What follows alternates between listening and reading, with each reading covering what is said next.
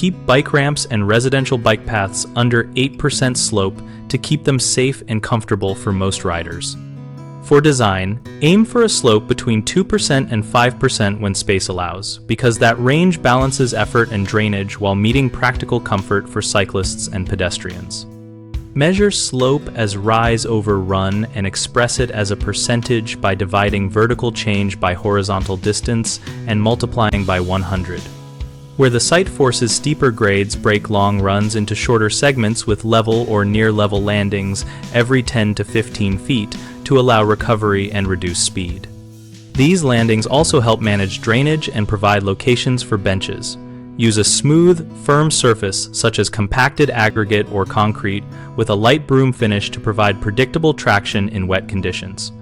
Keep path width at a minimum of 5 feet when possible, so riders can pass safely and avoid sudden edge drop-offs by installing a shallow, sloped verge or barrier.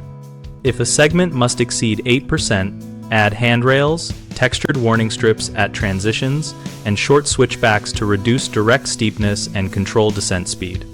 Common mistakes include designing continuous steep ramps that tire riders and become unsafe.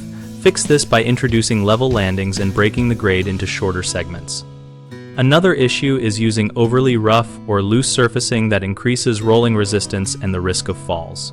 Choose compacted, well-drained materials and maintain them annually to clear ruts and vegetation. A third frequent concern is neglecting drainage, which causes pooling and slippery conditions. Resolve this by adding gentle cross slope of about 2% where appropriate, installing edge drains or shallow gutters, and ensuring runoff is directed away from the path.